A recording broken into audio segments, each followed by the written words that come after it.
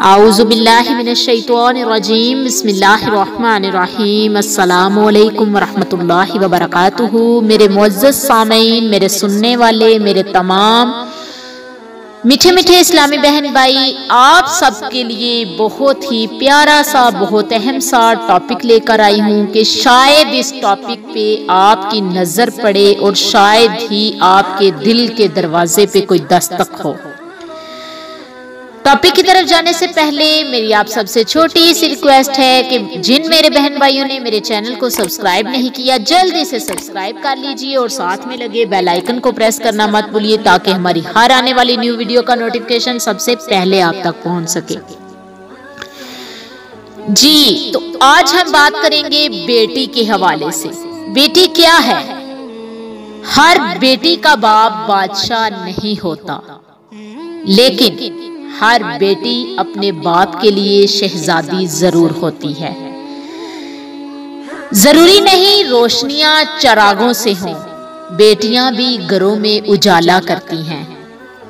बेटी जान होती है बाप की, बेटी रौनक होती है घर की।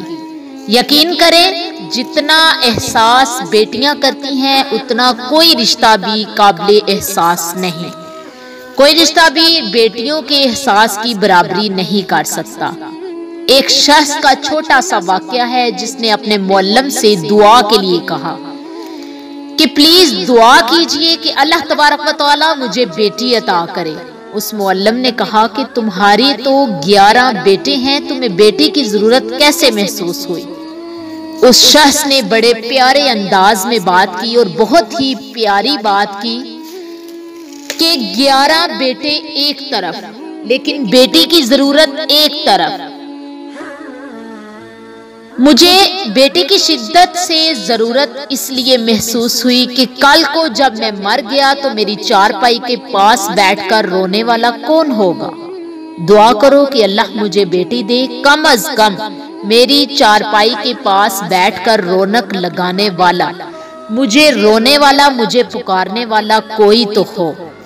बेटियां बाप की तकलीफ को बहुत शिद्दत से महसूस करती हैं। अल्लाह ने बेटी के सीने में बाप के मोहब्बत और ऐसे जज्बात रखे होते हैं, ऐसे एहसासात होते हैं जो बेटा नहीं रख सकता।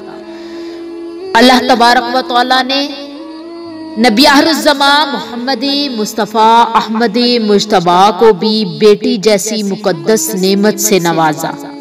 अल्लाह तबारक व तआला ने नजरे रहमत करते हुए बेटी अता फरमाई और आप सल्लल्लाहु अलैहि वसल्लम फातिमा तो ज़हरा से बहुत प्यार करते थे।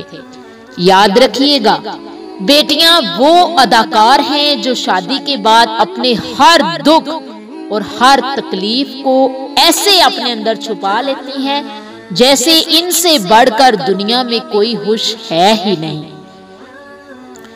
बेटियां वो रौनक हैं जो घरों को आबाद करती हैं, घरों को बर्बाद होने से बचाती हैं। बेटे हमेशा बाप की जमीन बांटते हैं और पता है, बेटियां हमेशा बाप का दुख बांटती हैं। बेटियां सबके नसीब में कहाँ होती हैं? घर जो खुदा को पसंद आ जाए वो सिर्फ वहां होती हैं। बेटियों की कदर कीजिए। बाप और बेटी में एक बात मुश्तरक होती है, दोनों को अपनी गुड़िया से बहुत ही प्यार होता है। अल्लाह ताला हर किसी की बेटी के नसीब अच्छे करे। अल्लाह ताला सबकी बेटियों को इज्जत जैसी दौलत नसीब करे। अगर सोचा जाए कि बेटी क्या है तो जवाब सिर्फ एक लाइन में दिया जा सकता है, और उस लाइन का एक एक वर्ड गोल्ड वर्ड से कम नहीं है कि हजरत मोहम्मद सल्लल्लाहु अलैहि वसल्लम फरमाते हैं कि औरत के लिए ये बहुत ही मुबारक है कि उसकी पहली औलाद लड़की हो।